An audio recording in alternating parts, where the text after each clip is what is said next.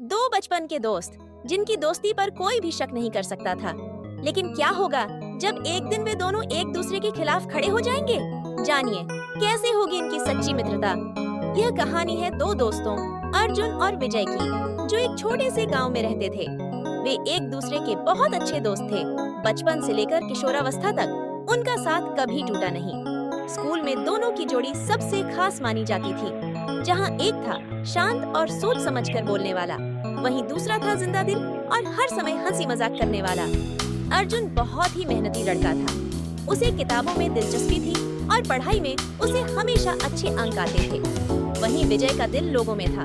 वह सबसे अच्छे तरीके से बात करता और उसका मजाकिया स्वभाव सबको आकर्षित करता था। हालांकि विजय को पढ़ाई में वह लगन नहीं थी, फिर भी अर्जुन हमेशा उसे मदद करता और उसे प्रेरित करता।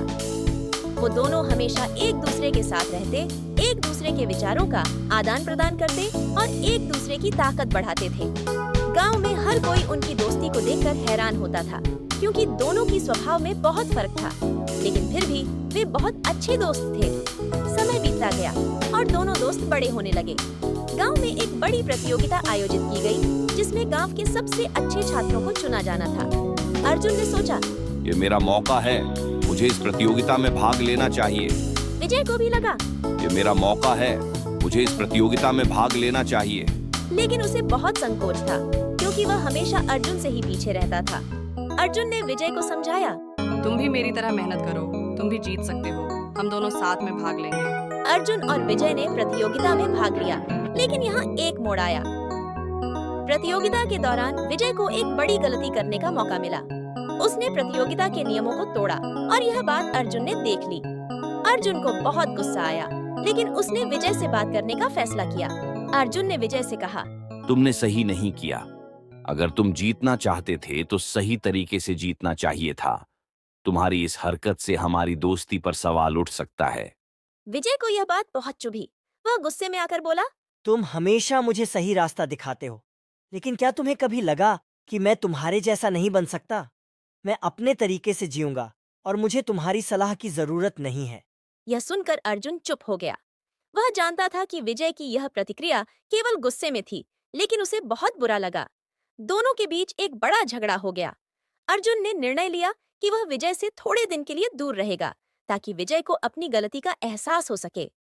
विजय को भी यही महसूस हुआ कि अर्जुन शायद सही था, लेकिन उसका अहंकार उसे यह स्वीकार करने नहीं दे रहा था। अलग अलग रास्तों पर चले गए। अर्जुन ने अपनी पढ़ाई में ध्यान लगाया, जबकि विजय ने अपनी जिंदगी में कुछ बदलाव लाने की कोशिश की। लेकिन दिल में दोनों को एक दूसरे की कमी महसूस हो रही थी। अर्जुन को समझ में आ गया कि विजय ने जो गलती की थी, वह कहीं न कहीं मेरी भी जिम्मेदारी थी। मैंने कभी विजय को सही दिशा में गाइड नहीं किया था, बस हमेशा मैंने उसे अपनी तरह से जीने की सलाह दी थी।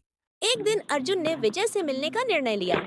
वह उसके पास गया और बोला, मुझे समझ में आ गया है कि मैं तुम्हारे साथ जबरदस्ती नहीं कर सकता था। तुम जैसा हो वैसे ही अच्छे हो, बस तुम्हें अपनी ताकत पहचानने की जरूरत है। मुझे लगता है कि हमारी दोस्ती सच्ची और मजबूत है।